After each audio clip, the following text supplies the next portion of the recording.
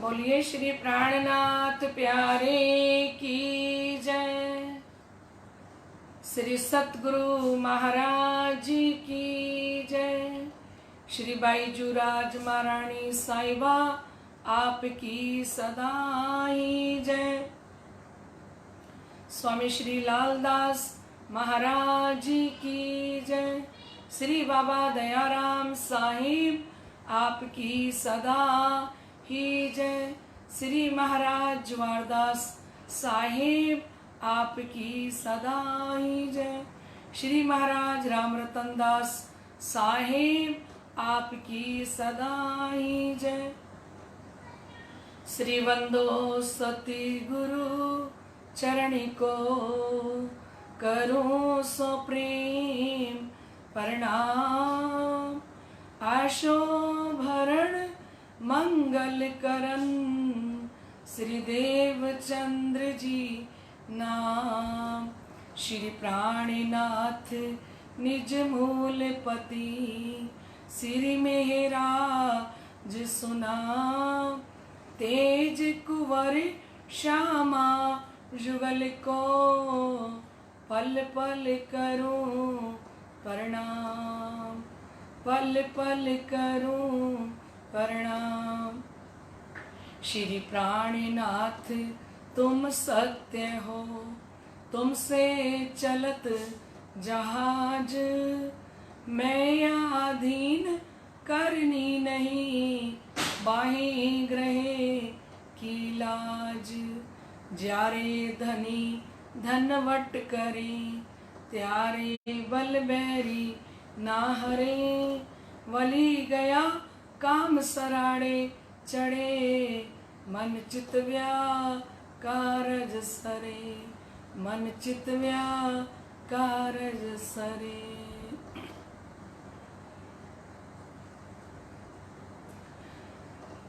श्री मोहम्मद कह ए मोमिनो भया चर्चा का बखत।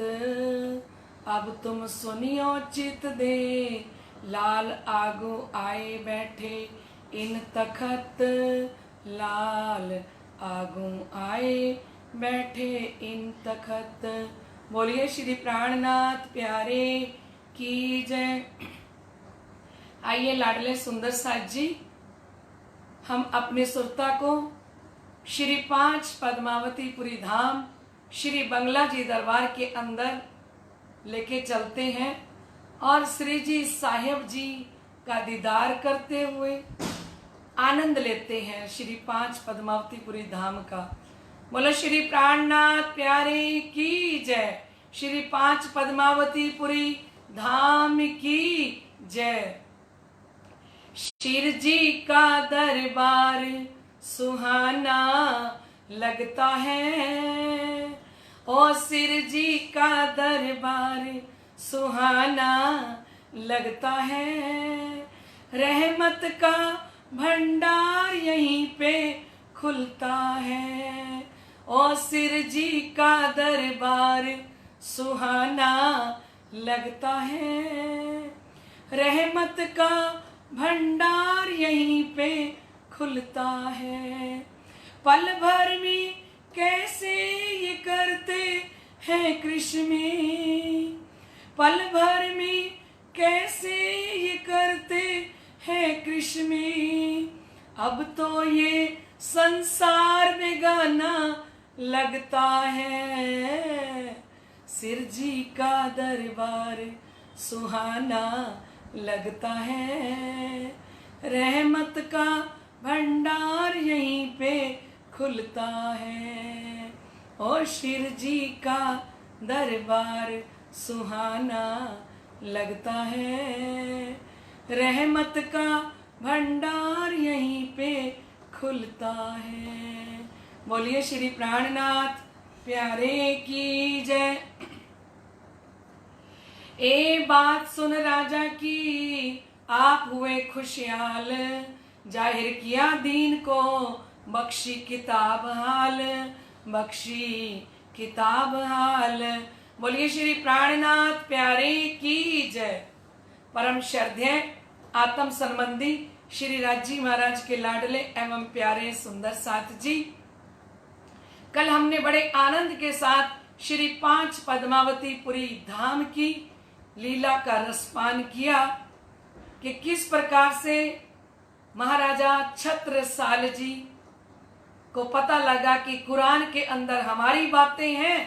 तो महाराजा छत्रसाल जी ने कहा कि अब तो मैं औरंगजेब बादशाह से कमर बांध के लड़ूंगा और उस औरंगजेब बादशाह के घुटने टिकवा दूंगा आपके चरणों में लाके। तो लाडले सुंदर साथ जी आनंदकारी लीला सुनी और उन्होंने कहा था महाराजा छत्रसाल जी ने कि इन मोहम्मद के दीन में जो ल्यावेगा ईमान, छत्रसाल तिन ऊपर तन मन धन कुर्बान।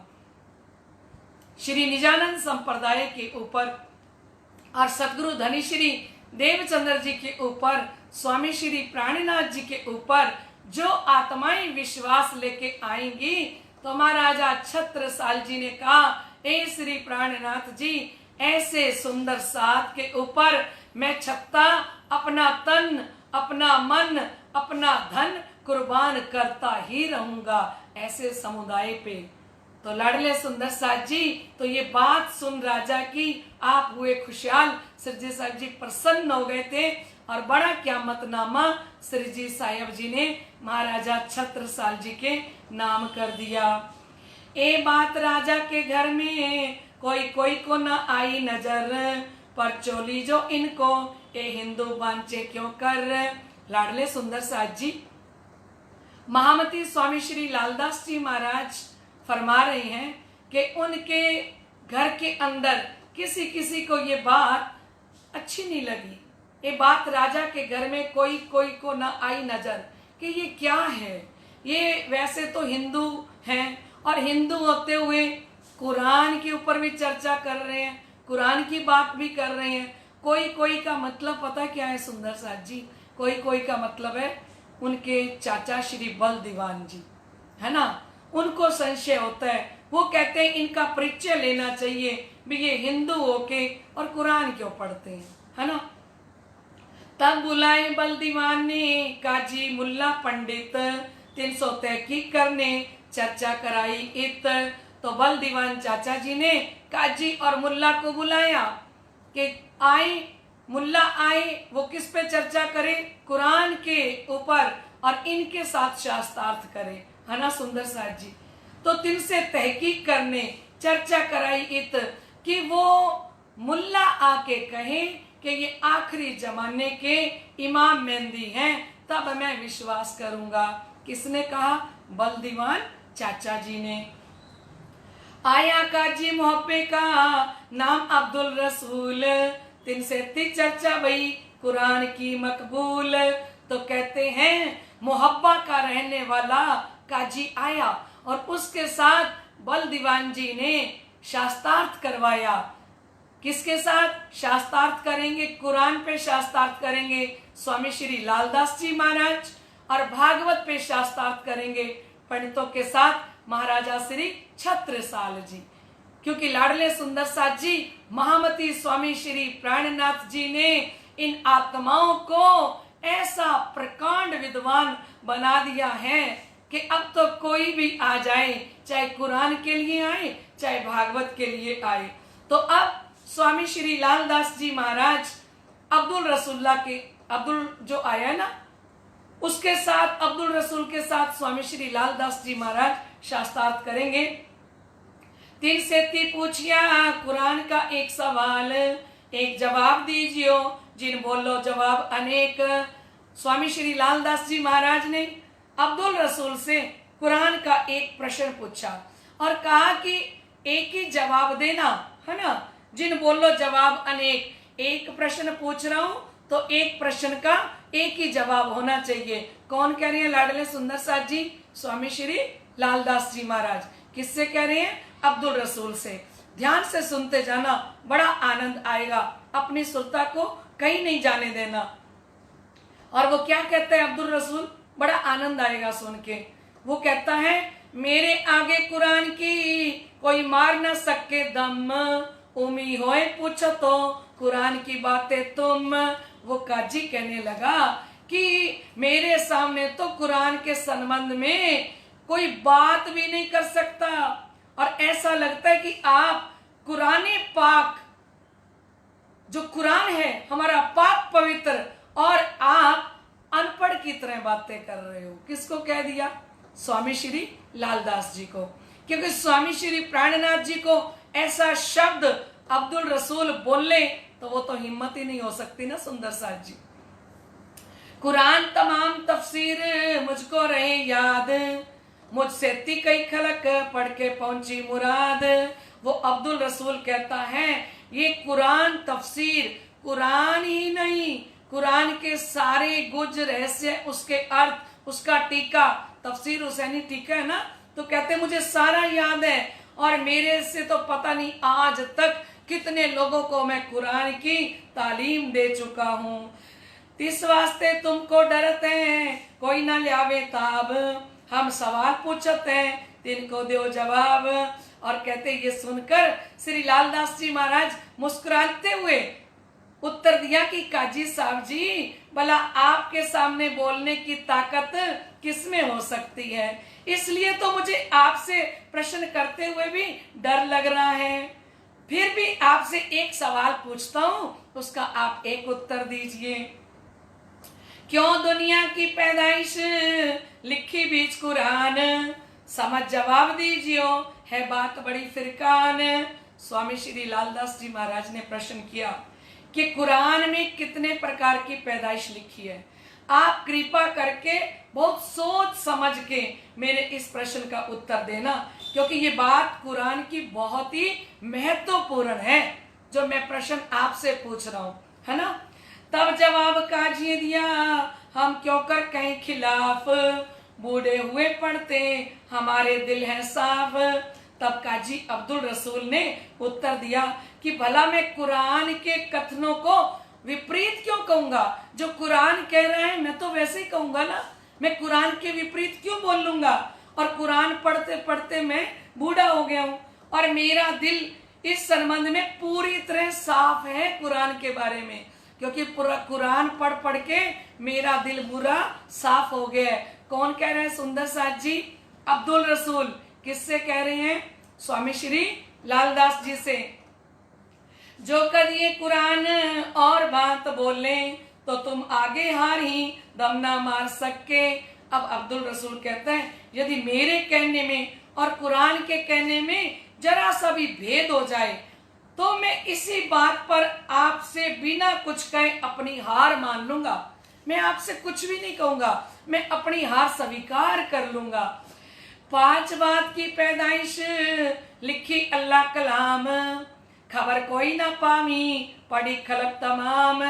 उसने कहा कि कुरान में 5 तरह की पैदाइश लिखी है, सारी दुनिया कुरान को पढ़ती है, लेकिन इसके गुज रहस्य को कोई भी जान नहीं पाता।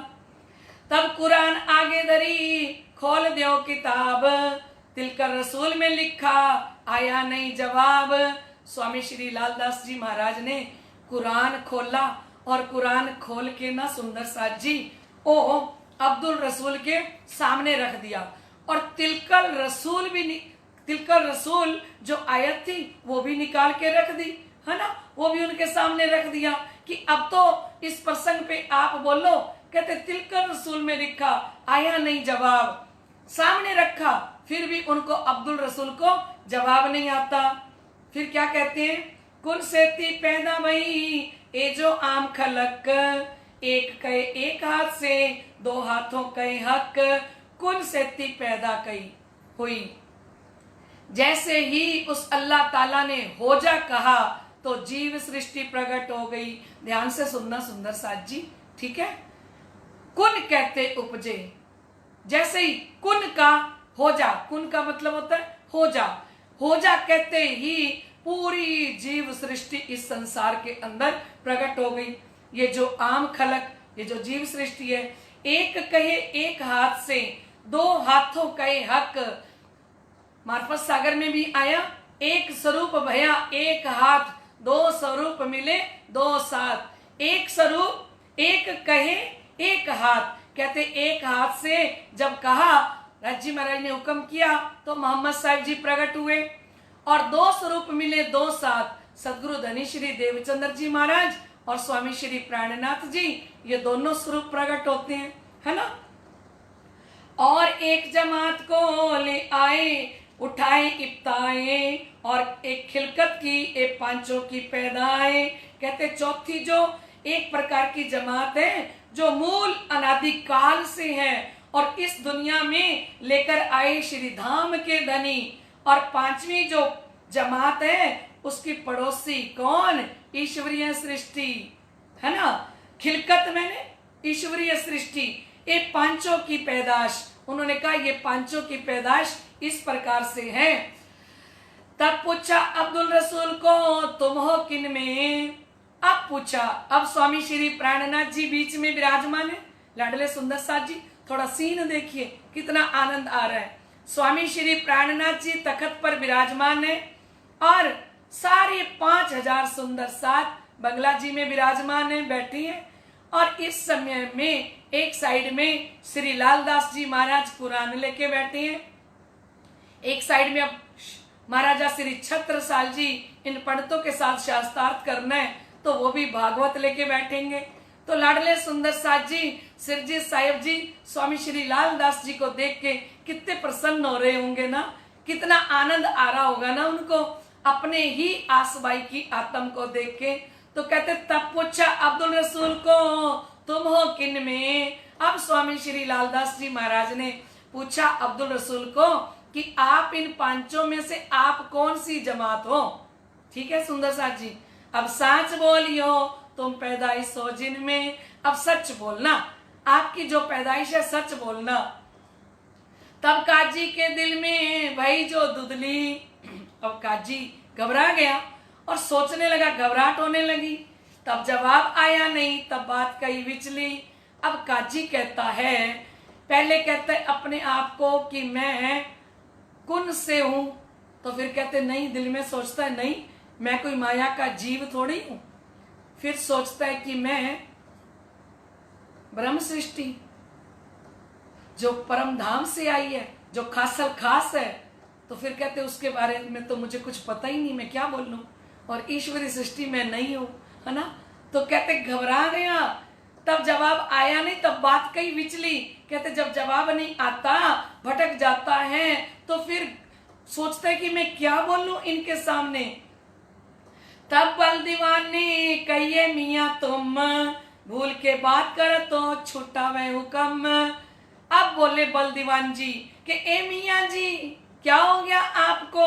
अब तक तो आप इतने अपने शागिर्दों को उस्ताद बन के पढ़ा रहे थे, है ना। आप कह रहे हो मैं इतने जनों को तालीम अब तक दे चुका हूं, है ना। तो फिर अब क्या हो गया? अब आपकी बोलती क्यों बंद हो गई, है ना। तो आप अपने शागिर्दों से एक उस्ताद के रूप में हुक्म चलाने के तो काबिल ही नहीं रहोगे। क्यों? क्योंकि आज आप इतने बड़े मुल्ला होते हुए, उस्ताद होते हुए, तालीम देने वाले हो, आज तक कितनों को तालीम दे चुके हो। तो फिर अब तो आपका हक नहीं बनता कि अगर आपको एक कुरान का प्रश्न पूछा गया, अगर एक प्रश्न ही आपको नहीं आया कुरान का, तो काहे कि आप उस्ताद हो, काहे कि आप मुल्ला काजी हो। तब काजी कदमों लगा किया सेजदा हक, हम तहकीक पहचानिया ए बात बड़ी बुजरक।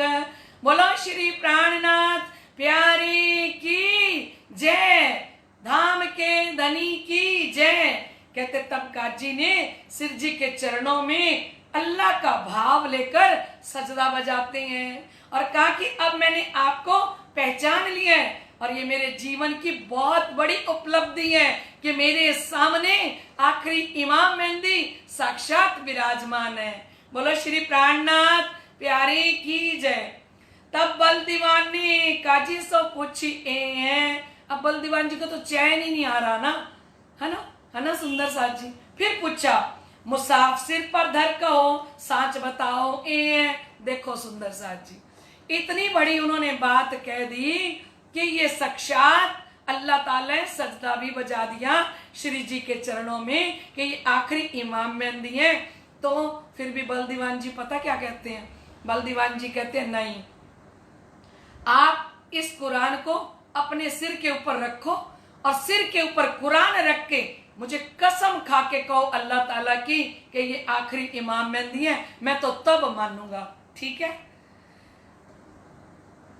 तब बल्दीवान ने काजी सो पूछी ए मुसाफ सिर पर धर कहो सांच बताओ जे।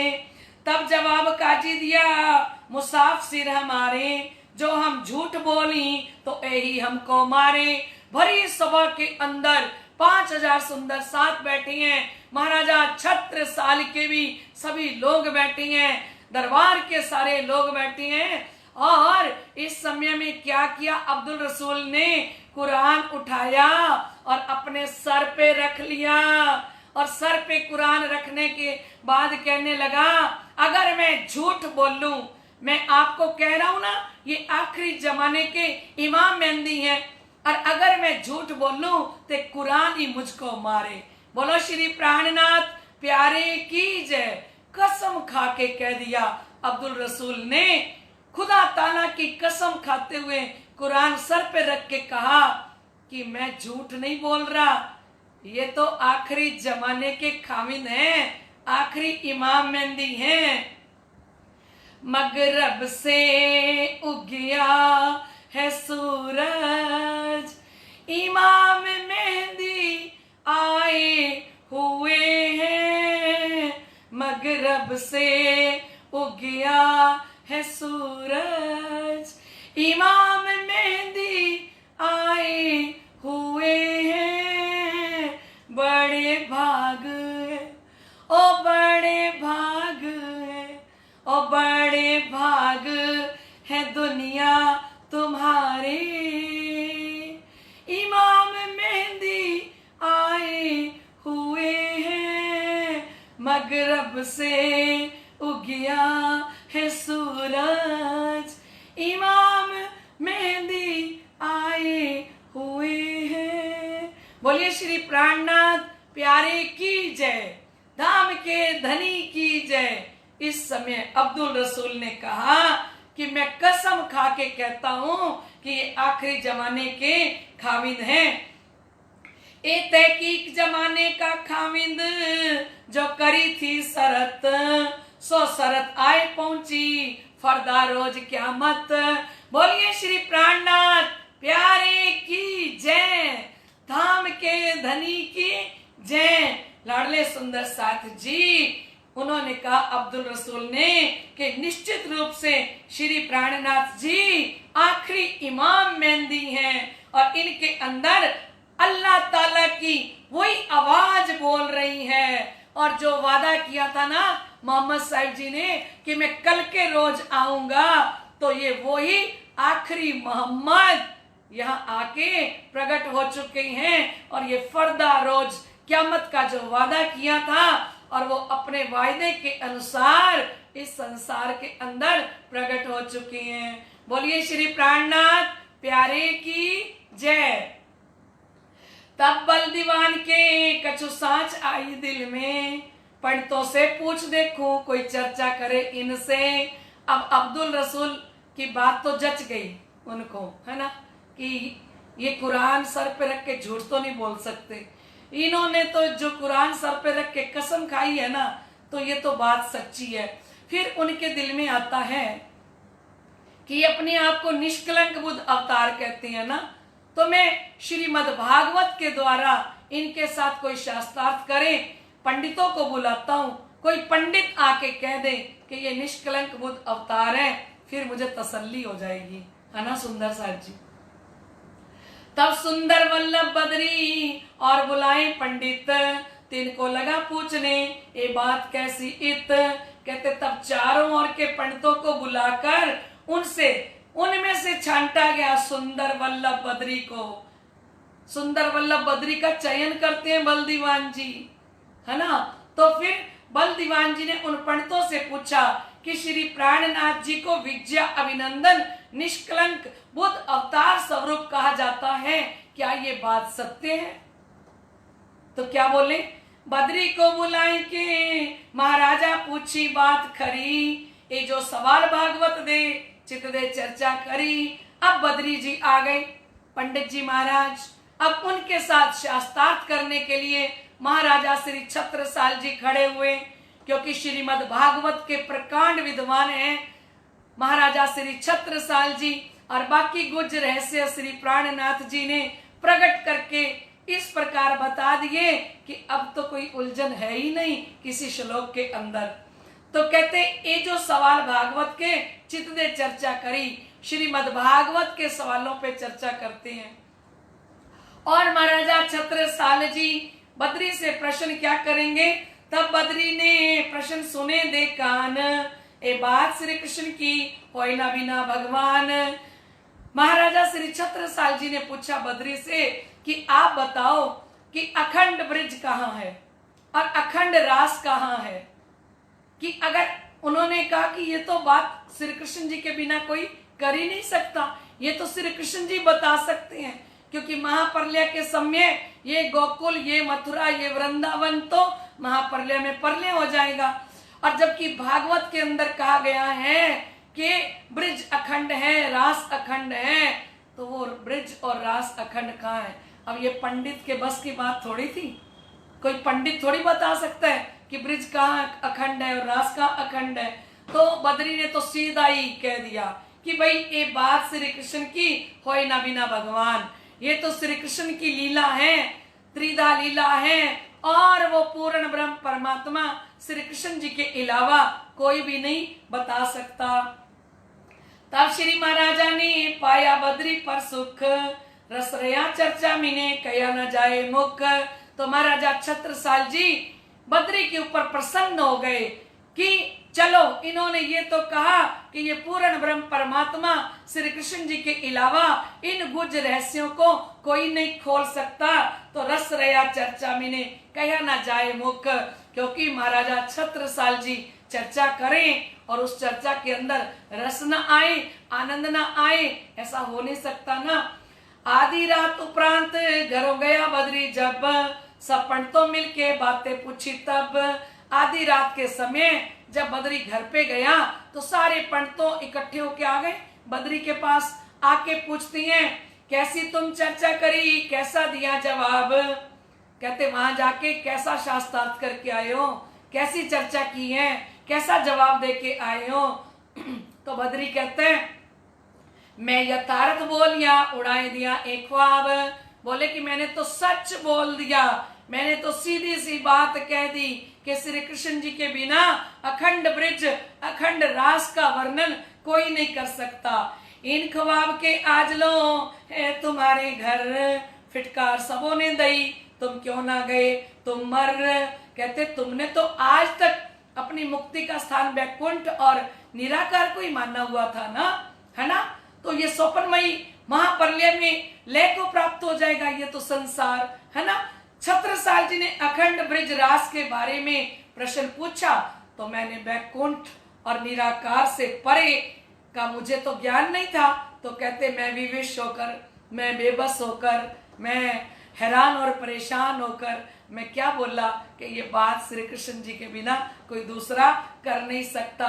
तो सारे पंडित उनको फटकारने लगे, लड़ने लगे, है ना।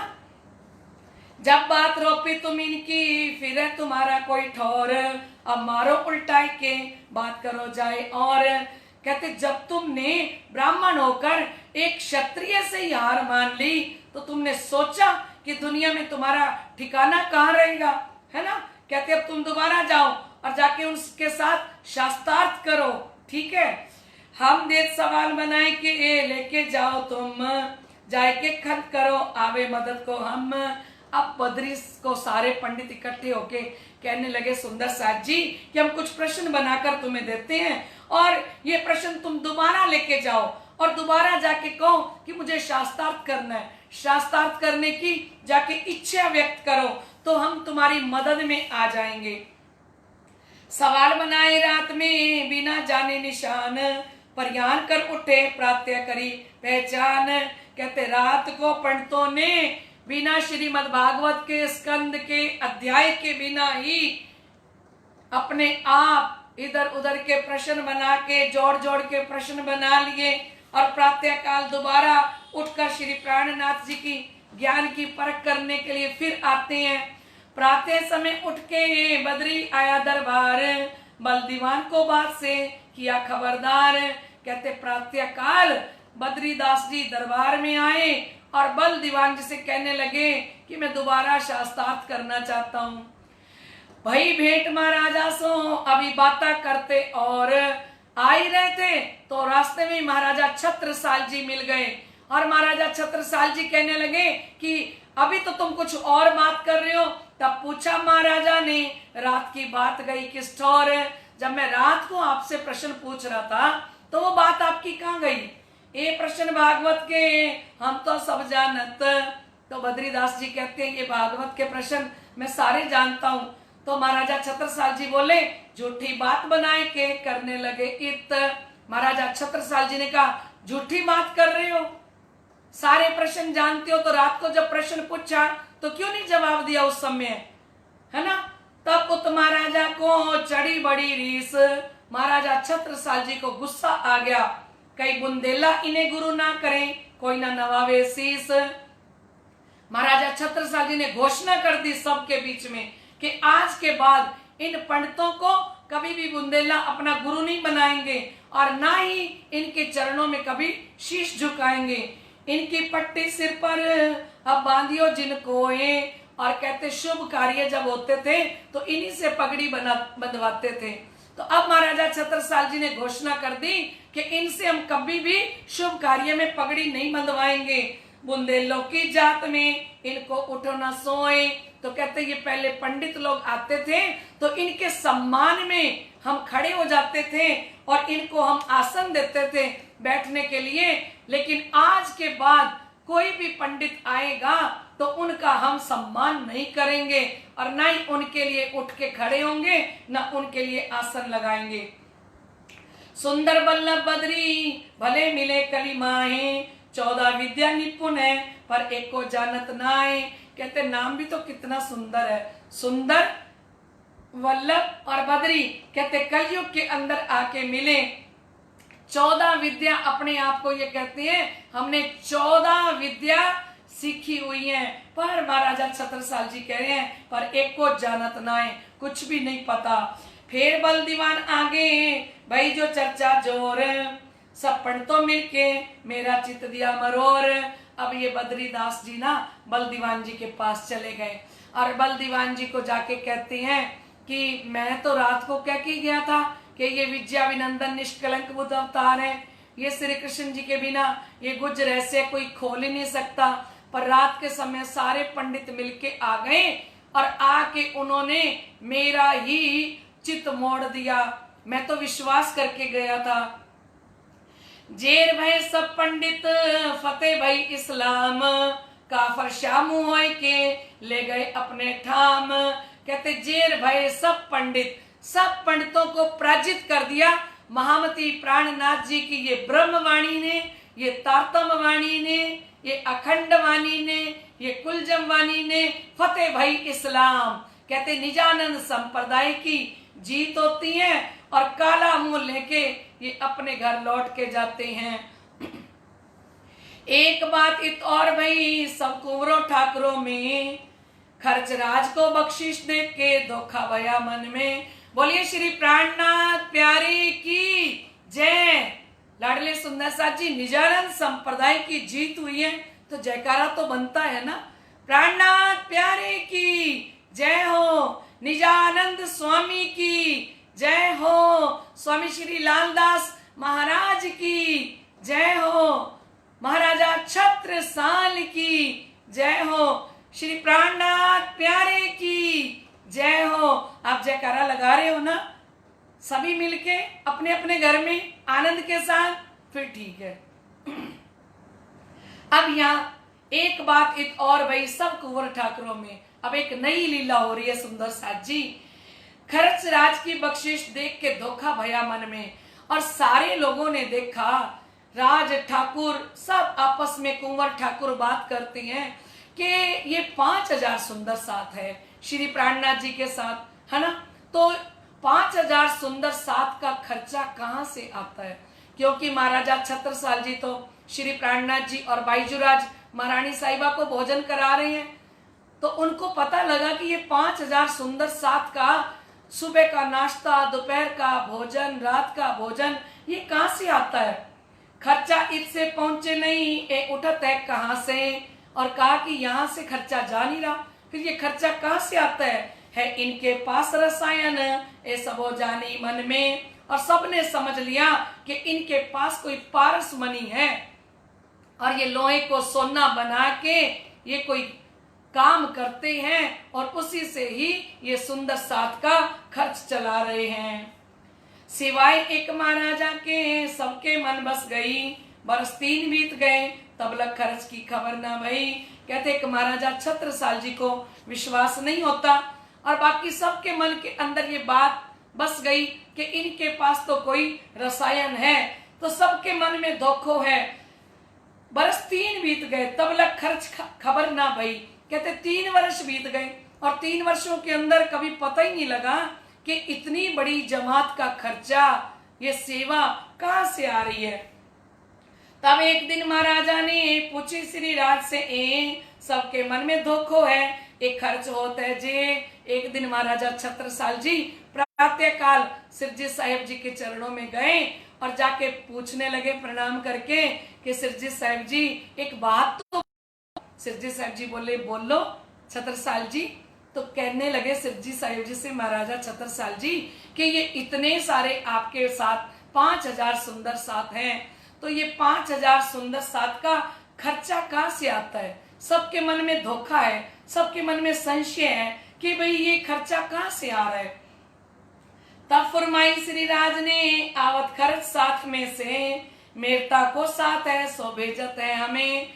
तो सिरजी साहेब जी मंद मंद मुस्कुराते हुए बोले कि ए छत्रसाल जी, ये हमारे एक मेरता के सुंदर साथ है राजा राम बाई।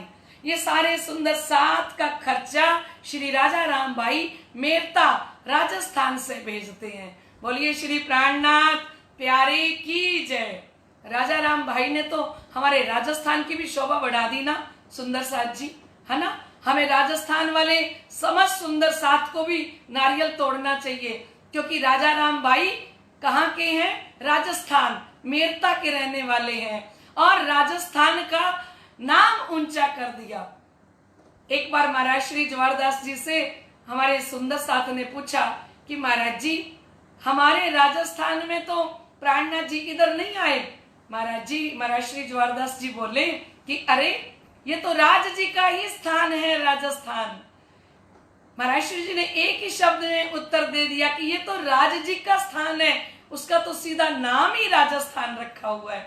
तो देखिए कितना कैसे एक पल के अंदर जवाब दिया, तो प्रसन्न हो गए सारे सुंदर साथ सुन के महाराज श्री जी के मुखारबिंद से। और वास्तव में लगता है कि राजस्थान की धरती भी कितनी पावन धरती है ना, कि मेरता के अंदर रहने वाले राजा राम भाई और श्री प्राणनाथ जी की 5,000 सुंदर साथ का खर्च चला रहे हैं। वो भी पन्ना जी पहुंचे हुए 3 वर्ष हो गए, तब से लेके अब तक खर्चा यहीं से ही जा रहा है राजस्थान से। तो धन्य है राजा राम भाई जिन्होंने हमें राजस्थान वालों को धन्य धन्य किया। तो कहते मेरता को साथ है सो भेजत है हमें। तब महाराजा के मन में बहुत दलगीर भये, हम ब्रह्म सृष्टि के साथ में अजु भय न सही नए। तो महाराजा छत्रसाल जी तो ये बात सुनते गए सुंदर साथ जी, वो तो बहुत दुखी हो गए, है ना, कि मैं तो सुंदर साथ की जमात के अंदर अभी तक दाखिल ही नहीं हुआ, है ना। हम ब्रह्मशिष्ट के साथ में अजु भय ना सही नहीं, अभी तक तो मैं अपने आप को सुंदर साथ भी नहीं मानता। बहुत दलगीर आई दिल में, माने ना आपको साथ। इतने दुखी हो गए सुंदर साथ जी, क्योंकि महाराजा छत्रसाल जी के अंदर नम्रता, प्रेम, गरीबी कूट कूट के भरी है। हंकार का तो नाम ही नहीं है ना। हंकार तो सारा प्राणनाथ जी के चरणों में पावड़े के रूप में बिछा दिया ना। वो तो मैं खुद ही हंकार है ही नहीं कि मैं एक राजा हूं, मैं एक महाराजा हूं। नहीं, क्या कहते हैं, अजो कामदीन का आया ना मेरे हाथ। कहते बहुत दलगीरी आई दिल में, माने ना आपको साथ। इतने दुखी हो गए कि अपने आप को ब्रह्म सृष्टि मानने के लिए तैयार नहीं है। अजो कामदीन का आया ना मेरे हाथ। अभी तक निजानंद संप्रदाय के सुंदर साथ की सेवा का काम मेरे पास नहीं आया। विचार किया मन में, ये बात कहूं ना जाए कित, दलगीर होय के प्राते से पौड़े घरों जाए तित। कहते हुए अपने मन में सोचने लगे कि ये व्यथा, ये पीड़ा मैं किससे जाके कहूं। और वो दुखी होके अपने घर में जाके कोप भवन के अंदर जाके सो गए। जब भी कोई मानसिक दुख होता था ना राजा महाराजाओं को, तो उनका एक कोप भवन होता था और वो वहां जाके दरवाजा बंद करके अंदर सो जाते थे। तो महाराजा छत्रसाल जी ने आज क्या किया, कोप भवन के अंदर जाके सो गए। जब हो गए दोपहर, घर में रसोई भई तैयार, रानी तो उठाई ना सकी, कह भेजी बल दीवान सो बार। दोपहर बीत गए, सुबह से दर्शन करके आई हैं, 6 से 9, 9 से 12, है ना, और इधर भोजन प्रसाद का टाइम हो गया। पर रानी सोचती है कि मैं कैसे उठाऊं, क्योंकि कोप भवन में जब राजा होते हैं तो रानी की हिम्मत नहीं होती कि वो उनको उठाए। तो रानी तो उठाई ना सकी, कह भेजी बल दीवान को बाहर। बल दीवान चाचा जी की तरफ संदेशा भेजते हैं, आए बल दीवान चल के जगाए श्री महाराज, तुम काहे होत दलगीर सो कहो हमें आज। बल दीवान चाचा जी आए और चाचा जी ने आके कहा कि छत्रसाल दरवाजा खोलो। अरे आप किस लिए आज दुखी हुए हो, हमें बताओ तो सही। तब कही महाराजा ने नहीं कहवे की बात। महाराजा छत्रसाल जी कमरा बंद करके रोए जा रहे हैं, सुंदर साथ जी रोए जा रहे हैं, है ना। तो महाराजा छत्रसाल जी अंदर से बोले कि ये कहने की बात नहीं है। तब कई बल दीवान ने ये कही चाहिए साक्षात। बल दीवान जी ने चाचा जी ने कहा कि छत्रसाल कहना तो पड़ेगा ना, जब तक कहोगे नहीं तो बात का समाधान कैसे होगा, पता कैसे लगेगा। तब महाराजा एक कई हमारे मन में रहे है इन पास रसायन, आज तय की करी हमते हैं। कहते मेरे मन में ये था कि इनके पास रसायन है, और मैंने आज जाके पूछा कि 5000 सुंदर साथ का खर्चा कैसे चल रहा है। तो ए आवत खर्च साथ में से ए सुन भयो दर्द। महाराजा छत्रसाल जी बोले कि मुझे पता लगा कि ये खर्चा सुंदर साथ भेज रहे हैं, और श्री प्राणनाथ जी 5000 सुंदर साथ हमारे घर पे एक मेहमान के रूप में आए हैं। समस्त सुंदर साथ मेरे यहाँ पधारे हैं, पर ये मेरे घर आने के उपरांत भी खर्चा कौन भेज रहे हैं, मेरता के सुंदर साथ राजा राम भाई। हम कैसे सेवक इनके, हम पर गजब की रही ना हद। महाराजा छत्रसाल जी ने कहा मैं इनका कैसा सेवक हूँ, हद ही हो गई, गजब ही ढह गया मेरे ऊपर तो, कि मेरे यहाँ आए हुए 3 वर्ष बीत गए स्वामी श्री प्राणनाथ जी को और समस्त सुंदर साथ को, और 3 वर्षों से मैंने इन सुंदर साथ को भोजन नहीं कराया। तब बोले बल दीवान ये बात है सहल, एक जागा मारिए ताकि चौथ दीजिए सब मिल। तब बल दीवान जी कहने लगे कि इसका समाधान तो बहुत सरल है, कि तुम्हें औरंगजेब के अधीन जो राज्य हैं उनके, तो उसके ऊपर अपने आक्रमण कर देंगे, और आक्रमण करने के बाद औरंगजेब को जो लोग कर देते थे वो कर हमें मिलने लग जाएगा, और वो कर जो हमें मिलेगा तो फिर हम उसको सेवा में लगाएंगे। ये बात पक्की करके लिखाए लई महाराज। तब सब साथ में आए के अर्ज करी आगे श्री राज।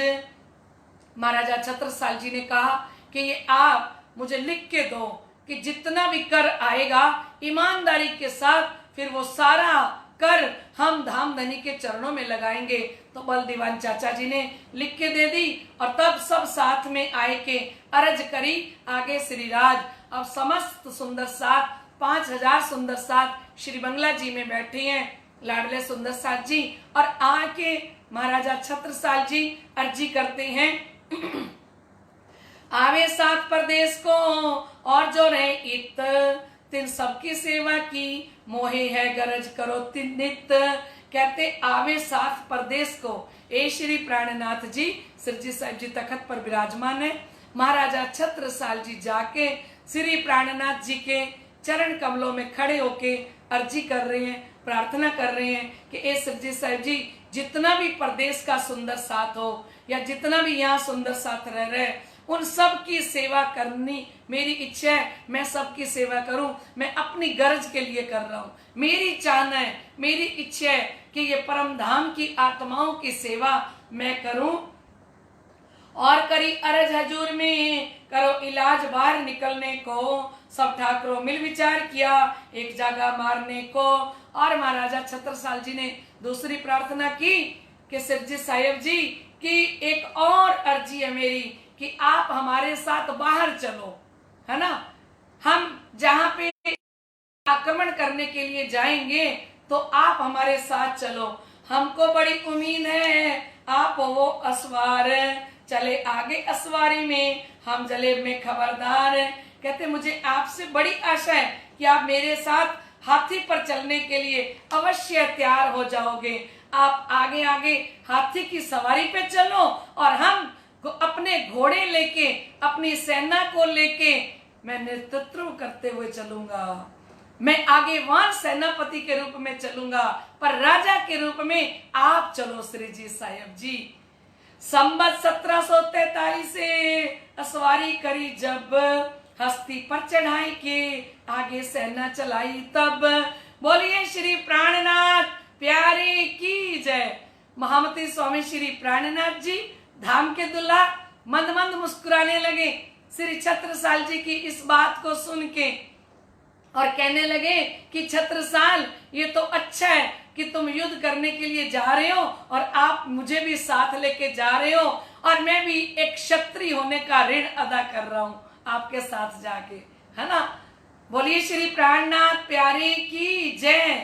तो कहते संवत 1743, संवत 1743 में असवारी चढ़ाई के आगे सेना चलाई तब हाथी के ऊपर स्वामी श्री प्राणनाथ जी को विराजमान किया और आगे आगे सेना चल रही है, पीछे पीछे महाराजा छत्रसाल जी घोड़ों सहित चल रहे हैं। राठ खड़ोत जलालपुर कालपी पहुंचे, इत मुल्ला काजी सैयद सब जमा किए।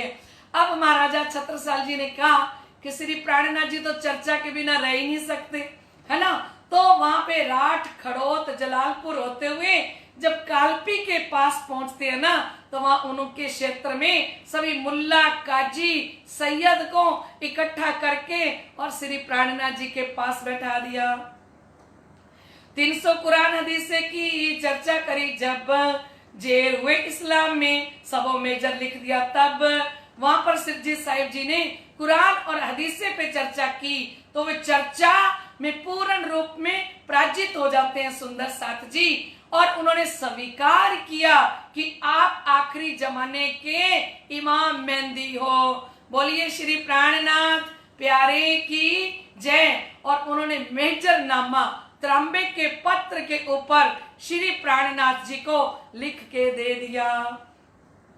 ए हम तहकीक किया खामिद जमाने का, हमने अपनी आंखों देखिया जो कुरान हदीसों लिखा। और उन्होंने श्री प्राणनाथ जी के सामने ये भी कहा कि ए हम तहकीक किया, हम सब मुल्ला काजियों ने मिलके निश्चित कर लिया है कि खामिद जमाने का आप आखिरी जमाने के खामिद हो। हम अपनी आंखों देखिया जो कुरान हदीसों में लिखा, जो कुरान के अंदर हदीसों के अंदर मोहम्मद साहब जी पहले से लिख के गए थे, तो आप वही आखिरी इमाम मेहंदी हो। सो पहुंचाया सरे तोरे को, कानों सुनिया सुल्तान, सुन के सिर नीचा किया छूटा नहीं गुमान। कहते वो मेजरनामा लिख के इन काजी मुल्ला ने औरंगजेब बादशाह के पास पहुंचाया, क्योंकि चारों तरफों से ये रुक के लिखे हुए आ रहे हैं उनके पास कि ये आखिरी जमाने के खामंद इमाम मेहंदी प्रकट हो चुकी हैं। और वो बता रही हैं सारे मुल्ला काजी के यहाँ से शफकत बरकत कुरान और नूरी झंडा उठ गया है। ये सब बातें उस औरंगजेब बादशाह को चारों तरफों से सुनने के लिए मिल रही हैं, पर कह रहे हैं स्वामी श्री लालदास जी महाराज कहते सो पहुंचाया सारे तोरों को, कानों सुनिया सुल्तान। और शरीयत के बादशाह औरंगजेब बादशाह के पास ये मेजरनामा गया कानों से सुना, पढ़ा भी, सुन के सिर नीचा किया, छूटा नहीं गुमान। कहते वो अपनी सत्ता के, मद के, लोभ के और अपने प्राणों का भी भय था कि अगर मैं स्वीकार कर लूं कि हिंदू तन के अंदर आखिरी इमाम मेहंदी आए हैं तो यहाँ के मुसलमान लोग तो मेरे को मार डालेंगे। तो कहते हैं उन्होंने अंदर से सब पता होते हुए भी स्वीकार नहीं किया। मुनकरी रसूल सो लिखी बीच कुरान, सो क्यों ईमान ल्यामी जो मोर लिखी दौकान। कुरान के अंदर लिखा हुआ था कि ये आखिरी रसूल, आखिरी इमाम मेहंदी स्वामी श्री प्राणनाथ जी के प्रति औरंगजेब बादशाह विश्वास नहीं लाएगा। इसके दोनों आंखों पर और कानों पर मोहर लगी होगी, पर्दा पड़ा हुआ होगा। सातों निशान क़यामत के जाहिर किए जब, सुन के सिर नीचा किया मुनकर हुआ तब। क़यामत के सातों निशान जो हम सविस्तार सुन चुके हैं पहले लाडले सुंदर साथ जी, तो क़यामत के सातों निशानों को फिर श्री प्राणनाथ जी ने जब जाहिर किया इन मुल्ला काजियों के सामने कि वो वक्त आ गया है, वो घड़ी आ गई है और हकीकत मार्फत के खोल दिए दरबार। ए मेहर मोमिनों पर सो आवे नहीं शुमार। हकीकत और मार्फत के सारे दरवाजे श्री प्राणनाथ जी ने खोल दिए जिसका कोई पारावार नहीं है। यहाँ से असवारी करके सेवड़े पहुंचे जब, बसंत सुर्खी आए मिला कदमों लगा तब। यहाँ से असवारी करके जब सेवड़े में आते हैं तो वहां का राजा बसंत सुर्खी श्री प्राणनाथ जी के चरणों में आता है। चित्रकूट को ले चलिया पर जुदा राख्या आप, तो संसार की लहर का कबूल हुआ ताप। कहते चित्रकूट में तो ले गया, उसने सोचा कि स्वामी श्री प्राणनाथ जी महाराजा छत्रसाल जी के आंगन के अंदर जब से पधारे हैं तब से महाराजा छत्रसाल हर जगह पे उनकी जीत ही जीत हो रही है। जब से स्वामी प्राणनाथ जी महाराजा छत्रसाल के आंगन में पन्ना की धरती पे पधारे हैं तब से महाराजा छत्रसाल जी जहां भी आक्रमण करते हैं उसी को जीत लेते हैं। और इसने सोचा बसंत सुर्खी ने कि ऐसा तो मैं भी कर सकता हूँ, इनको घर में ले आके रखूं और ये घर में रहें, तो घर में रहने से मैं भी जहाँ जाऊंगा तो मेरी जीत होगी। तो लाडले सुंदर साथ जी महाराजा छत्रसाल जी ने तो अपना तन, अपना मन, अपना धन सब कुछ कुर्बान कर दिया था, तब जीत हुई ना। श्री कहते तो संसार की लहर का कबूल हुआ ताप। कहते ये संसारिक कष्टों के अंदर ही फंसा रह गया।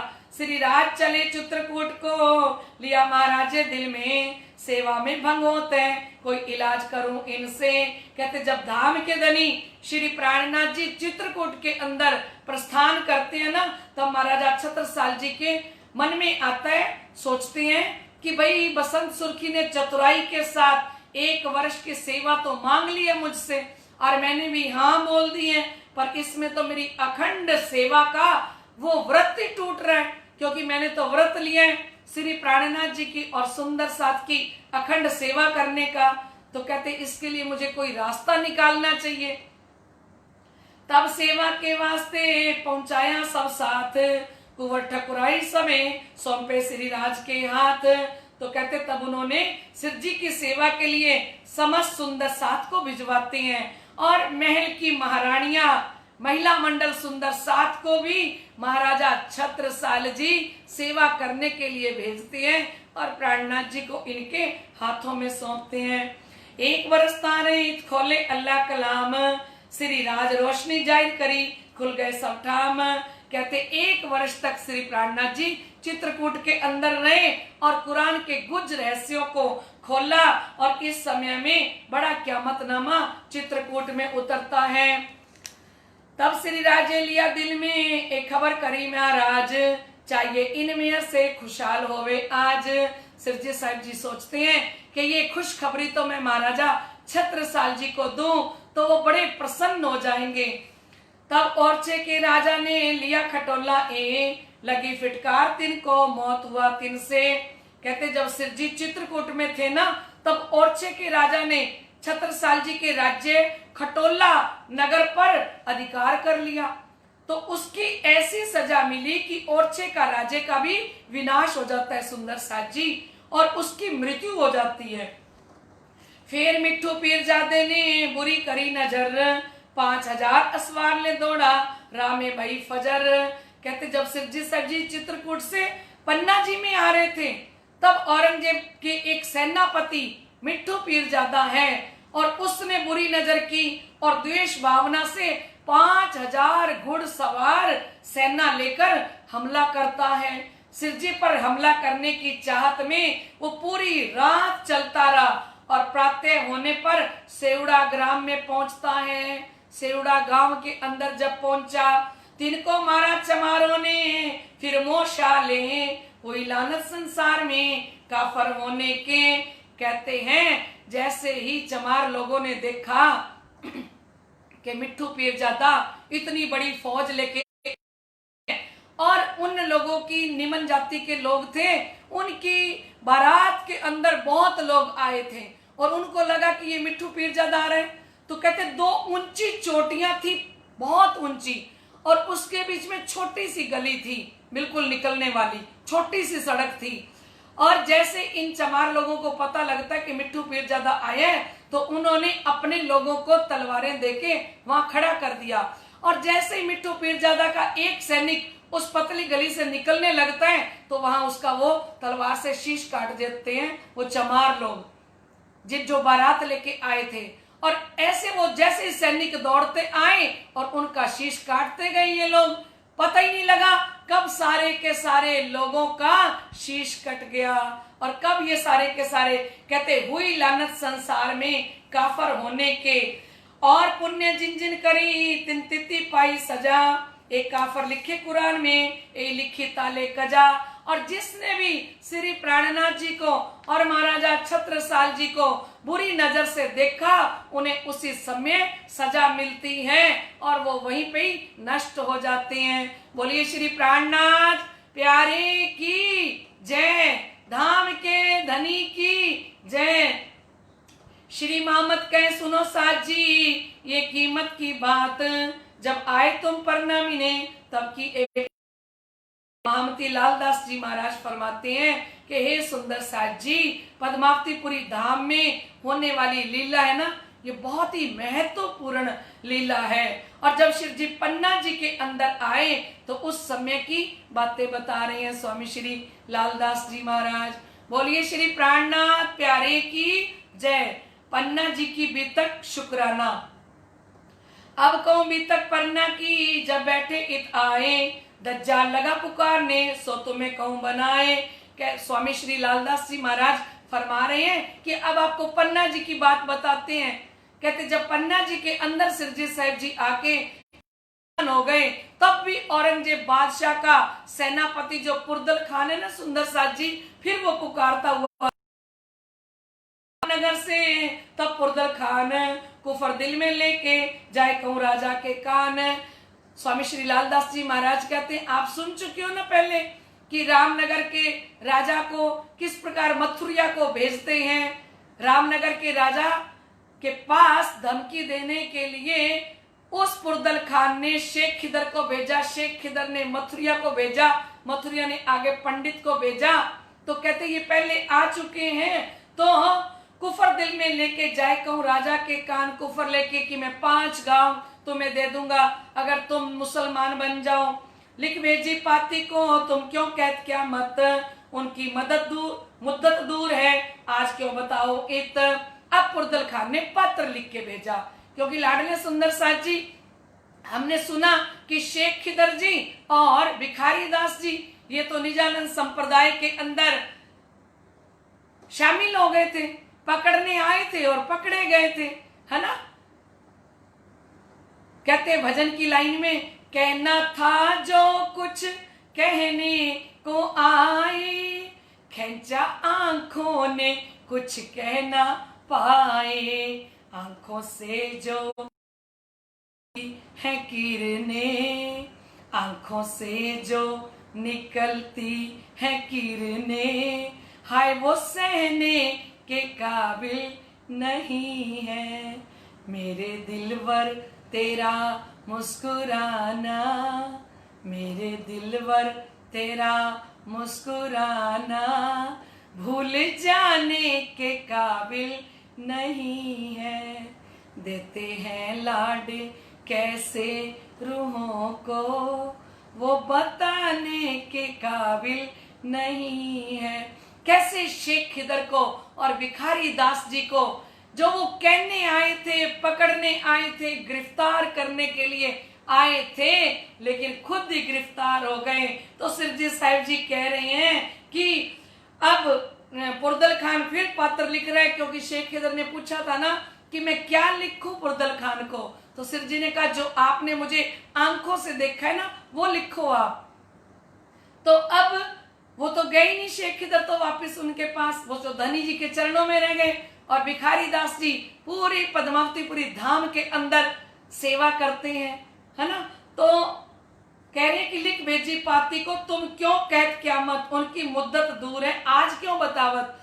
ये पुरदल खान ने पत्र लिख के भेजा श्री प्राणनाथ जी के पास कि अभी क्यों कहते हो क्यामत आई रे साथ जी, क्यामत आई। वेद कते पुकारत, तुम क्यों ना देखो मेरे भाई। क्योंकि श्री जी ने कहा क्यामत का समय आ गया। क्यामत क्या है? आत्म जागृति का समय। तो श्री प्राणनाथ जी को वो कह रहे हैं कि वो तो अभी दूर है, और आप अभी क्यों कह रहे हो। ताकि पाती को जवाब लिखो सिरजी साहिब, तुम दूर कौन बात से तहकीक किया। अब सिरजी साहिब जी ने तुरंत पुरदल खान के पत्र का जवाब दिया, और श्री प्राणनाथ जी ने लिखा तुम कौन सी बात से कह रहे हो कि अभी क्यामत नहीं आई, सो बताओ हमको। जो लिखी बीच फिर कान, और तो हुए जाहिर सात क्यामत के निशान। कहते जो कुरान के अंदर लिखा हुआ था कि सात क्यामत के निशान जब जाहिर होंगे तब आखिरी इमाम मेहदी दुनिया के अंदर प्रकट होंगे। तो सिरजी साहिब जी ने कहा मगरब से सूरज भी उदय हो गया है और तुम्हें दिखाई नहीं दे रहा। वो दाबातुल अर्ज जो जानवर के रूप में एक ऐसा जानवर होगा जो सात दरियाओं का पानी भी उसकी कमर तक नहीं आएगा। तो वो जानवर कौन है? और वो गधे के ऊपर सवार होगा लाडले सुंदर साथ जी, और उसकी एक आंख होगी, सिर्फ संसार को ही देख सकेगा, है ना। बातूनी दृष्टि उसके पास नहीं होगी। हम सुन चुके हैं कि उसकी मुर्गे की गर्दन होगी, है ना। कोई दाना डालेगा, मान प्रतिष्ठा बढ़ाई देगा तो वहां वो झुकेगा, नहीं तो गर्दन मुर्गे की हमेशा अकड़ी रहती है ना सुंदर साथ जी। और गिद्दड़ जैसी पीठ होगी, कोई सेवा का कार्य भार मिलेगा तो गिद्दड़ की पीठ दिखा के चला जाएगा। हाथी जैसे कान होंगे, है ना, और सुअर जैसी आंखें होंगी कि सिर्फ गंदगी की तरफ ही देखेगा, निंदा चुगली बुराई ही करेगा। तो सिर जी प्राणनाथ जी कह रहे हैं कि आप किस तरह से कह रहे हो कि वो तो जानवर जाहिर कौन हुआ, शेर की छाती हो गई, बड़ा निर्दयी होगा। तो श्री प्राणनाथ जी ने कहा दावा हुई जाहिर किया दज्जाल शोर। वो दज्जाल कौन है? हमारा मन, और हमारे मन का हंकार इतना बड़ा है कि सात दरिया का पानी भी उसकी कमर तक नहीं आता। इंसान के अंदर प्राणनाथ जी कह रहे हैं आज इतना अहंकार है कि सात दरियाओं का पानी भी कमर तक नहीं पहुंचता। तो इतना बड़ा जानवर कौन होगा? इतना बड़ा गधा कौन सा होगा?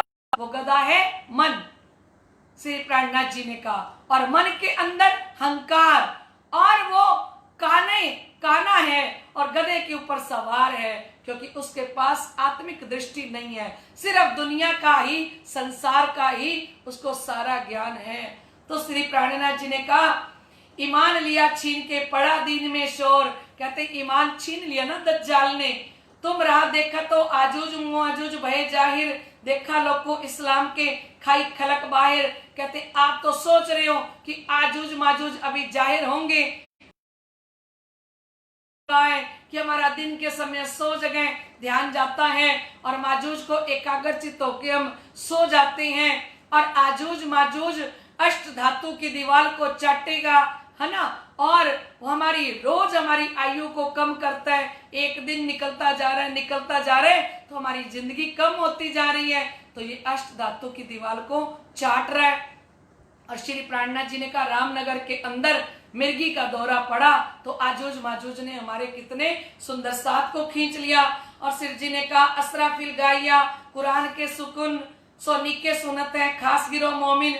असराफिल फरिश्ता इमाम मेहंदी स्वामी श्री प्राणनाथ जी के अंदर तारतम वाणी का गायन कर रहा है, जो परम धाम की आत्माएं दिल देके सुन रही हैं। और हजरत ईसा उतरे, आए दावत करी इमाम, और कुरान में लिखा था हजरत ईसा आएंगे, सदगुरु धनी श्री देवचंद्र जी महाराज तो वो भी आ गई हैं। और इमाम मेहंदी ने तो विश्व ब्रह्मांड को निमंत्रण दिया है, सो कागज चारों खुंटो सबको पहुंचाए तमाम। इस जागनी के रुक के लिख लिख के पैगाम भेज भेज के चारों तरफों उन्होंने पहचान कराने के लिए तारतम रूपी कुंजी लेके धनी देवचंद्र जी आए, और तारतम का तारतम लेके स्वामी श्री प्राणनाथ जी आए। आज तुम सुते नींद में, तो ऐसा लिखा सुकून श्री प्राणनाथ जी ने पुरदल खान को कहा कि आप तो माया की गहरी नींद में सो रहे हो, तो ऐसे शब्द लिख रहे हो, बिना नसीब तुम क्या करो, एक काम ईमान मोमिन, आप बिना नसीब के क्या करो, है ना। कोई बुरा ना चाहे आपको, सब मारे अपनी तकसीर, कोई भी अपना बुरा नहीं चाहता। ये बेचारे क्या करें, सुखताले लिखिया नाए, महामती कहते ये बेचारे क्या करें, इनके नसीब में नहीं लिखा हुआ।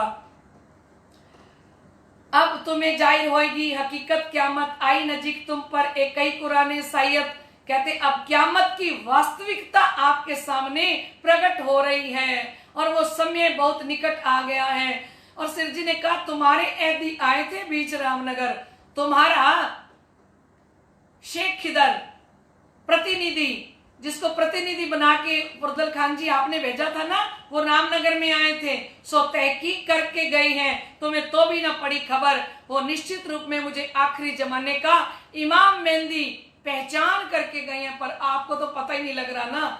अब तुम हल्के बहुत हो, बिना वाव उड़े जो तुल, सो हाल तुम्हारा होता है कछु ना रहेगा सूल। कहते जिस तरह बिना हवा के, हवा चले बिना ही रुई उड़ने लग जाती है ना, श्री प्राणनाथ जी ने कहा तुम इतने हल्के हो, तुम्हारे अंदर इश्क ईमान तो है ही नहीं, और जिसके अंदर इश्क ईमान नहीं होता वो इतना हल्का होता है कि बिना हवा के ही उड़ जाता है। तुम इतने छोटे विचारों के हो, तुम्हारा हाल इतना बुरा होगा कि जिसका कोई समाधान कोई कर नहीं पाएगा।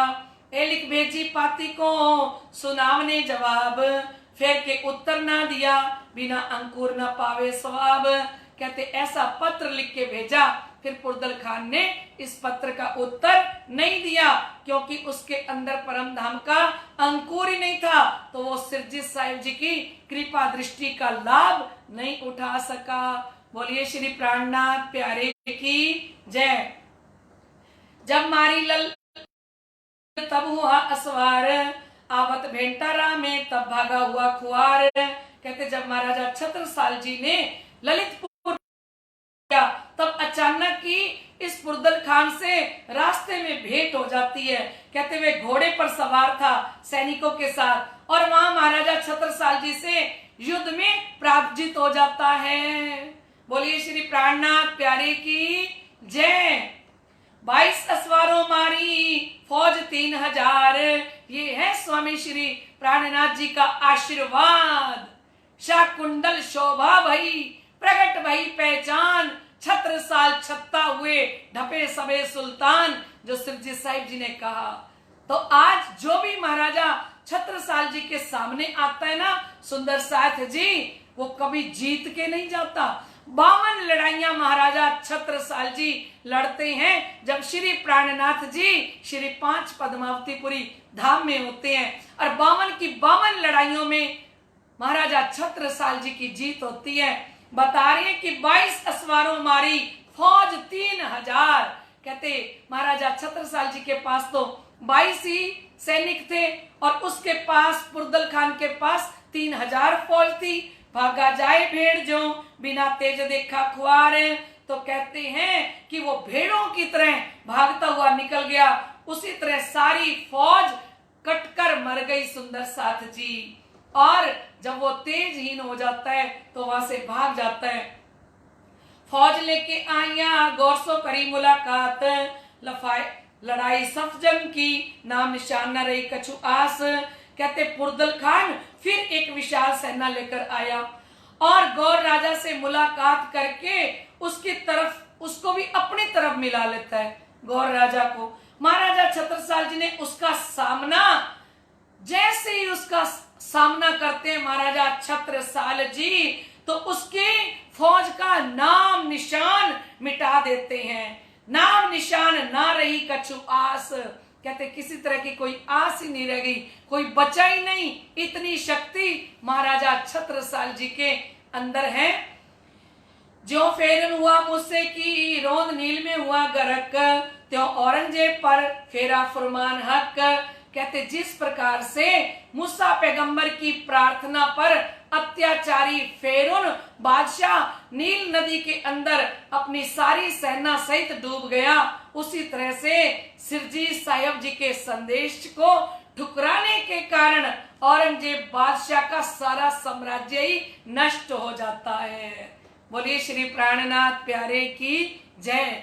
लाडले सुंदर साथ जी औरंगजेब बादशाह के घर गए थे 12 साथी जगाने के लिए, लेकिन धाम धनी की कृपा किस प्रकार से महाराजा छत्रसाल जी पर बरस रही है। और अगर औरंगजेब बादशाह भी श्री जी के चरणों में आ जाता तो लाडले सुंदर साथ जी आज विश्व ब्रह्मांड का नक्शा कुछ और होता। एक साइड में तो सारे मुसलमान धनी के चरणों में आ जाते और इधर महाराजा छत्रसाल जी सभी हिंदुओं को ले आते।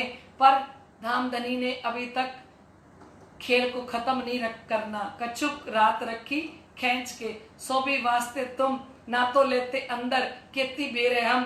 देखिए आज महाराजा छत्रसाल जी को इतनी पावर दे दी कि महाराजा छत्रसाल जी जहां भी जाते हैं तो कहते उनका सामना कोई नहीं कर सकता। त्यों ही मिट्ठू दौड़िया मारा उन्हें चमार, ख्वार हुआ दुनिया में ने छूट गया अख्तियार। कहते मिट्ठू पीर जादे को तो चमारों ने मार दिया और वो इतना अपमानित हो गया सुंदर साथ जी कि मिट्ठू पीरजादा तो आत्महत्या ही कर लेता है। बोली श्री प्राणनाथ प्यारे की जय। भाई मुहिम खटोला की आए ओरछे के, उती पटका हुक्मे जड़ समेत उखड़े। कहते ओरछा के राजा ने खटोला गांव पर अधिकार कर लिया। श्री राज्य के आदेश से ओरछा का राजा युद्ध में पराजित हो जाता है और जड़ समेत उसको उखाड़ दिया महाराजा छत्रसाल जी ने। महाराजा छत्रसाल की स्वामी श्री प्राणनाथ प्यारे की। लाडले सुंदर सा जी कितना आनंद आता है ना ये बातें सुन के। फिर जेतपुर के राजा ने मुहिम करी, ताको ख्वारे सा क्या पूरी लानत उतरी। कहते फिर जेतपुर के राजा ने युद्ध करने की कोशिश की और कहते उसको भी लानत लगी। फिर ओरछे के राजा ने किया, है ना। फिर ओरछे के राजा का आया दोवा खटोला पर, खुआर हुआ भली बांसों फिर आया शामू लेकर। कहते ओरछे का राजा, ओरछे का रहने वाला जो राजा है वो भी आता है युद्ध के लिए। उनकी विशाल सेना लेकर वो जब विशाल सेना लेकर आए तो खटोला पर आक्रमण करते हैं तो वह भी युद्ध के अंदर बुरी तरह से पराजित हो गया। फिर आया शाह मुंह लेकर, काला मुंह लेकर वापस चले जाते हैं।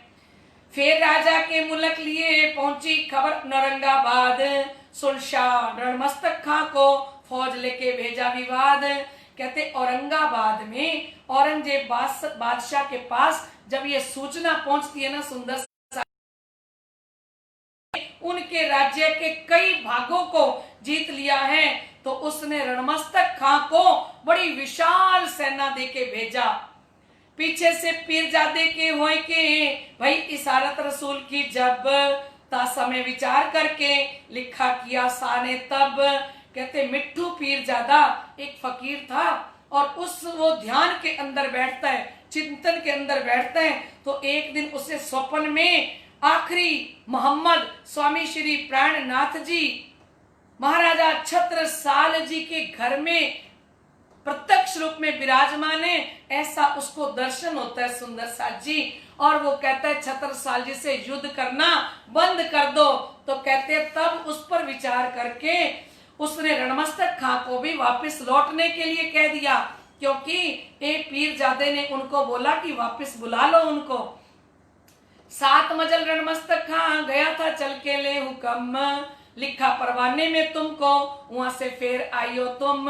कहते बादशाह के आदेश से ना रणमस्तक खां 7 मंजिलें पार कर चुका था, 7 पड़ाव पार कर चुका था, और बादशाह का आदेश आया, पत्र भेजा कि रणमस्तक खां आप वापस लौट के आ जाओ। फिर रणमस्तक खां ने बादशाह के हुक्म 7 मजल आया लिख के फेरा आओ तुम। फिर पंडित ओरछे के चढ़ आए लड़ने, तब मारा मुलक ओरछे का मुश्किल हुआ रखना अपने। तो कहते वो मिट्ठू पीरजादे ने कहा कि मैंने देखा है, पीरजादा कहता है मैंने देखा है कि साक्षात प्राणनाथ जी आखिरी इमाम मेहंदी के स्वरूप में महाराजा छत्रसाल जी के आंगन में विराजमान है। मुझे सपने में रसूल मोहम्मद साहब जी ने दिखाया है, मेरे को सपना आया है और मैंने सपने के अंदर देखा है कि मोहम्मद की जगह पे वो साक्षात विराजमान है। तो कहते रणमस्तक खां को औरंगजेब बादशाह ने वापस बुला लिया, और कहते फिर राणा प्रताप ने बुरी नजर करी तो उसको भी खुआरी मिली। जिनो जिनो जैसी करी तिन सजा पाई तित, जैसी जैसी जिनो करी ताई मारा उसी बखत। जिन्होंने जैसी जैसी करी उसी समय उनको सजा मिलती है।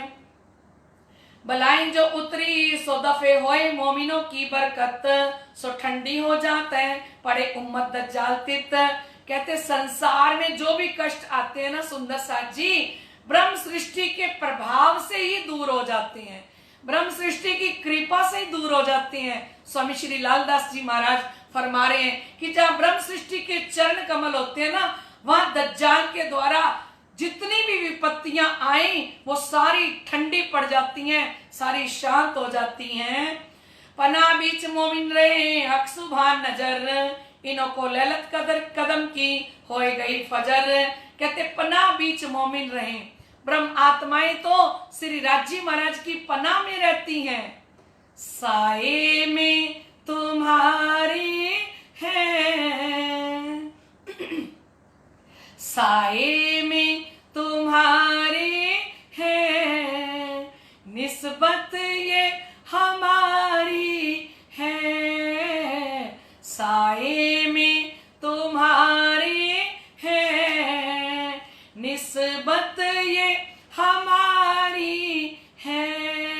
कुर्बान दिलो जानम, कुर्बान दिलो जानम, क्या शान तुम्हारी है। साए में तुम्हारे हैं, निस्बत ये है। हम किसके साए में रह रहे हैं? साए का मतलब होता है छत्र छाया, पनाह, छत्र छाया। तो स्वामी श्री लालदास जी महाराज फरमा रहे हैं कि पनाह बीच मोमिन रहे हक सुभान नजर। परम धाम की आत्माओं को तो श्री राजी महाराज ने मूल मिलावे के अंदर अपनी पनाह में रखा है, अपनी नजरों के सामने रखा है। इनको लैलत कदर की हो गई फजर। तो कहते लैलतुल कदर के तीसरे तकरार के अंदर इस तातम वाणी के द्वारा इन आत्माओं के हृदय में तो फजर हो गई है, बिल्कुल प्रकाश कर दिया। तारतम वाणी ने इन आत्माओं को जगा दिया। ये बैठे अपने ठौर में करते हैं जिक्र। कहते ये परम धाम की आत्माएं मूल मिलावे के अंदर बैठ के धनी का जिक्र कर रही हैं। फरिश्ते चौकी दे उड़ावे कर फिकर, और सारे फरिश्ते इन ब्रह्म आत्माओं के चौकीदार बन के खड़े हैं सुंदर साथ जी। और जितनी भलाई हैं इन आत्माओं के पास फटक भी नहीं सकती सुंदर साथ जी। हक के दई मोमिनों को अपनी जो पहचान, नबुवत रसातल इनको पूरा पाया ईमान। कहते धाम के धनी ने अपनी ब्रह्म सृष्टि को, अपनी रूहों को, अपनी अंगनाओं को अपनी पूरी पहचान बख्शी है, और इनके अंदर धनी जी के प्रति अटूट इश्क और ईमान होता है सुंदर साथ जी, जिसके कारण आध्यात्मिक सारा खजाना धाम के धनी इन ब्रह्म आत्माओं को बख्श देते हैं। पूरा ब्रह्म ज्ञान अपना परम धाम का इन आत्माओं को बख्शा और इन परम धाम की आत्माओं को ज्ञान देकर और सारे विश्व ब्रह्मांड में संदेश देने के लिए भी इन आत्माओं से सेवा ले रहे हैं। बोलिए श्री प्राणनाथ प्यारे की जय। और संदेश देने की शोभा भी ब्रह्म सृष्टि को स्वयं धाम के धनी दे रहे हैं। ए सुनत जमाते गिरो रब्बानी जे, इनको दाना हक के किया अपना इलम दे। कहते ये ब्रह्म मुनि गुज रहस्य सारे के सारे इस संसार के अंदर जाहिर कर रहे हैं और ये पार ब्रह्म अक्षरातीत धाम धनी की इतनी बड़ी कृपा की तारतम ज्ञान का प्रकाश देकर और आध्यात्मिक क्षेत्र में इतना बड़ा विद्वान धाम के धनी इन आत्माओं को बना देते हैं। लाडले सुंदर साथ जी, ये धाम धनी की अपार कृपा है। और साइदी खुदाई की कई गिरो देवनहार, और धाम धनी ने कहा पार ब्रह्म अक्षरातीत धाम धनी की और परम धाम की गवाही देने वाली यही ब्रह्म सृष्टि होंगी। यही अर्श अजीम से ये है खबरदार। कहते मात्र एक ब्रह्म सृष्टि ही परम धाम से आई है और वो इन सारी बातों को जानती है और खेल के अंदर सावधान होके रहती है। जब्राइल वकीली करत सबको पर, तो कहते इनके अंदर जब्राइल वकील बन के अंदर बैठा रहता है, कचरा नहीं आने देता, गंदगी नहीं आने देता। लाडले सुंदर साथ जी, क्योंकि ब्रह्म सृष्टि के दिल के अंदर कोई भी डस्टबिन नहीं लगा हुआ जिसमें कचरा डालते जाओ, है ना। जो बात होती है वो सीधा मुंह पे कह देते हैं, अच्छा लगे चाहे बुरा लगे। एक के बात ब्रह्म सृष्टि की दो ही दिल में नाही, सोई करे धनी सो जाहिर, जैसी होवे मन माही। सिर जी ने कहा एक ही बात होती है ब्रह्म सृष्टि के पास, दो नहीं है। ए जो दो ही दिल राखत है सो तो कई मुनाफक। सिर जी कहते जिनके पास जो बाहर से कुछ और अंदर से कुछ और होते हैं वो तो धोखेबाज होते हैं। और ब्रह्म सृष्टि के हृदय में तो जब्राइल बैठा है, वकील बैठा है। जब्राइल वकीली करत सब ऊपर, हमेशा अंदर एडवोकेट बन के जब्राइल बैठा रहता है। जो गलत बात है वो करने नहीं देता और जो सही रास्ता है वो ही अपनाता है। साफ दिल रखे इनको सब पावत ए पटंतर। कहते परम धाम की आत्माओं को माया के बंधनों में फंसने नहीं देता और ब्रह्म सृष्टि का हृदय पाक और पवित्र रखता है जब्राइल। और विरोध सारा विश्व का भान किया एक दिन, सबको सबो समझाए कि यही देवे आकीन। कहते इन ब्रह्मात्माओं ने सारे संसार के जितने भी धर्म हैं, जितने भी मत हैं और जो भी आपसी विरोध उनके अंदर चल रहा है, तो कहते परम धाम की आत्माएं एक सत्य निजानंद संप्रदाय की स्थापना जो हुई उसकी पहचान करा के और मार्गदर्शन करेंगी खेल के अंदर। और सारे धर्म वाले जो भी होंगे जब वक्त आएगा तो सबको पता लग जाएगा। जो सिर जी ने खुलासा में कहा, असल खुलासा इस्लाम का सब रहा करत रोशन, झूठ से साच जुदा कर आखिर देसी सुख सबन। असल खुलासा इस्लाम का, असली खुलासा जब निजानंद संप्रदाय का किया जाएगा, आखिर देसी सुख सबन, सबको सुख देने वाला निजानंद संप्रदाय ही होगा। सांझ से झूठ जुदा कर सच क्या है झूठ क्या है, दूध को अलग कर देंगे और पानी को अलग कर देंगे। और कहते ये ब्रह्म सृष्टि रूहें जो हैं, रूहें फरिश्ते उतरे सोई अर्श वारस, बानी अक्षरातीत की इनसे सुने सरस। कहते परम धाम की ब्रह्मात्माएं, ब्रह्म सृष्टि और ईश्वरी सृष्टि ये जितने भी उतर के आए हैं, इन ब्रह्म आत्माओं से परम धाम की ब्रह्म वाणी की चर्चा श्रेष्ठ रूप में सुनने को मिलेगी कि सुन के भी आनंदित हो जाएंगे।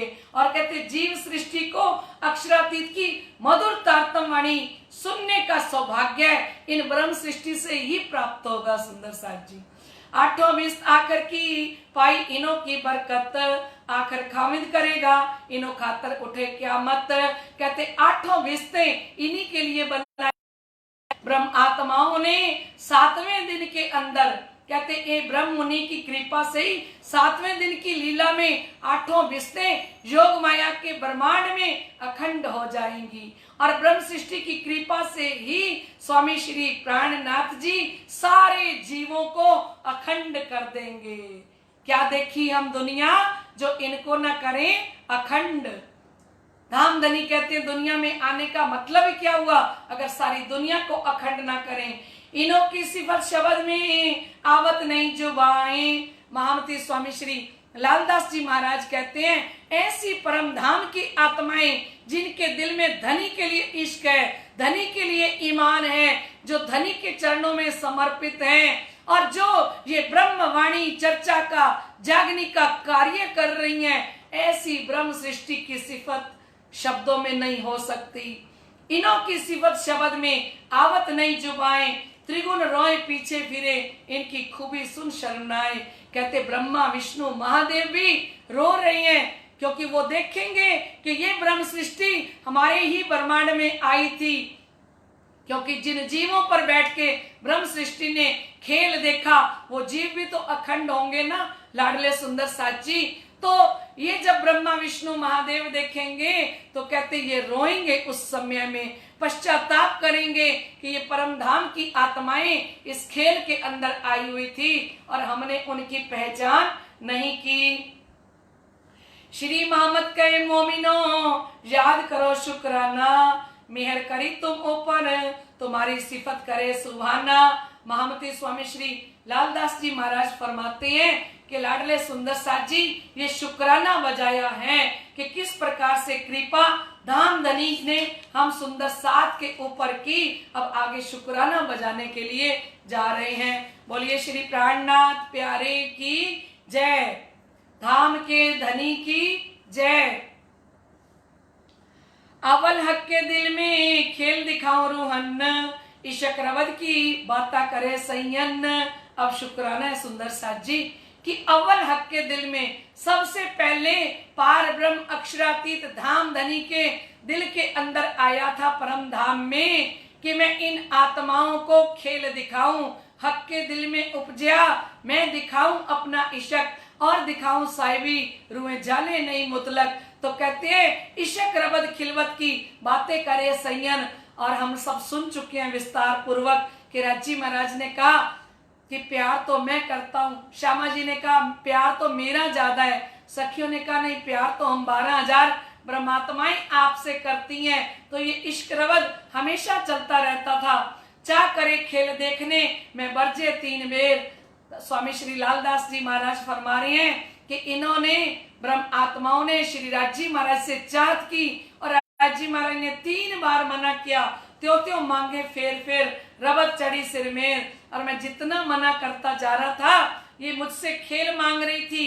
तो देखा ब्रजरास को तीसरे जो हिसाब, तो पहले हम ब्रिज में आए, फिर हम रास में आए, तीसरा हम जागनी ब्रह्मांड में आए मेरे आगे बातें करें लेकर बड़ा सवाब। तो कहते ब्रिज रास की लीला देखने के बाद ये मेरे आगे बातें करने लगी। तब लिया हक के दिल में ये जो 14 तबक तिनमें जम्बूदीप भरत खंड बुजरक। कहते तब श्री राजी महाराज ने अपने दिल में लिया कि इस माया के खेल में सखियों को दोबारा भेजना है। और 14 लोग ब्रह्मांड के अंदर जम्बूदीप और जम्बूदीप में भी भरत खंड सबसे अधिक पवित्र है ना।